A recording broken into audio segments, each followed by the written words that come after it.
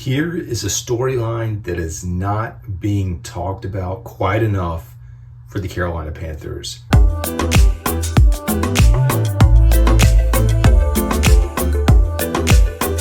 First of all, I'll start off this conversation by saying that I am the biggest fan of Xavier Legette. I've got the receipts to show it. Literally going to South Carolina Gamecock games. Half my family's Gamecock fans. We were there at the Texas A&M game when he ran the punt return touchdown back 2 years ago.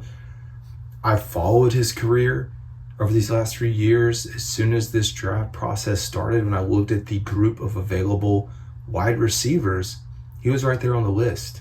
He was like at the top of my list, and y'all know that. And a lot of folks probably weren't feeling the same way about him. But the reason that I was so high on him is because of his explosiveness, because of his involvement in the kick return game, and how I thought those things could translate really nicely into the offense and how we really didn't have that piece for the Carolina Panthers. But here we are, right in the thick of training camp.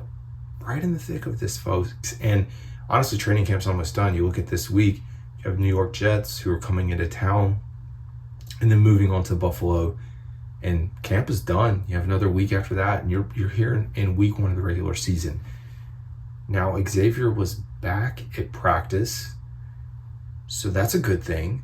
But now he's had 2 setbacks already. And I know it's early, and I think they're taking precautions like they're doing with a lot of other guys. But it does worry me because what I think about is his growth and development. It's one thing, we can talk about mental reps all we want, and I know there's value, but getting out there, getting the physical reps day by day, step by step, like those things you can't replace. So we saw the setback in the spring with the hamstring, now with the foot. And I hope, for the sake of the Carolina Panthers and for Xavier Legette, that we don't see that, because it does worry me a little bit, and it's not even related to J.C. Horn, another Gamecock who's also had some soft tissue issues and other injuries that pop up. Where my concern lies is, again, in the development of him. As it sits today, he's 4th. I mean, I guess it depends on like where you're sliding out, but he's not even one of the top 3 receivers that we thought we would get.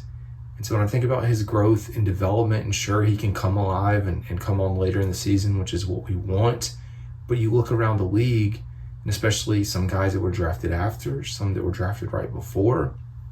I know it's different circumstances, but you're already seeing highlights of those guys even fighting for the number 1 roster spot, or not roster, but number 1 wide receiver spot on their respective teams, one primarily in Keon Coleman. And I know, like I said, different situations for these things, and it's hard not to want to compare them. But it's something the fan base is going to do, because I think the expectations that we thought like coming in is like, hey, this guy's going to be not even 500, 600 yard receiver, hopefully in year 1, a few touchdowns, get involved in the return game. I still think it's there, but I think like if we are going to really evaluate the team and put Bryce Young as like in this situation that's much better than last year, I think you have to have healthy guys around him. And that's not to say that Bryce shouldn't be able to still have a good year if Xavier is like in and out of the lineup. But I think for the sake of Xavier and for Bryce, we need him out there. Xavier can do things for this offense for the Carolina Panthers that a lot of other guys can't do. We've seen Amir Smith-Marset move around a little bit, but I don't think he's as explosive as Xavier. And Xavier can run you over, man. And I think that's just something that this offense is missing. So I just hope, hey, over these next few weeks, let's get him back, get him healthy. But where he falls on the depth chart is something that also sticks out, because you look at Tommy Tremble, Ian Thomas, where they are slotted. Both of those guys are hurt, coming back for week 1, hopefully. Tommy Tremble a little bit sooner. But behind them, you have Jatavian Sanders, who's a rookie. And so what that's telling you is like, even if those guys weren't hurt, Jatavian Sanders is still going to be slotted behind them. But on the flip side, you look at Mingo, Adam Thielen, and Johnson, and I know they're different position, like as far as like the position X, Y, Z. X, Z, and slot. Get that right. Different groupings there, but those are your top three. And you have Xavier underneath that. But I think it's going to be okay. I'll come around there. I do have to voice those opinions because that's what I do as a podcaster and content creator for the Carolina Panthers.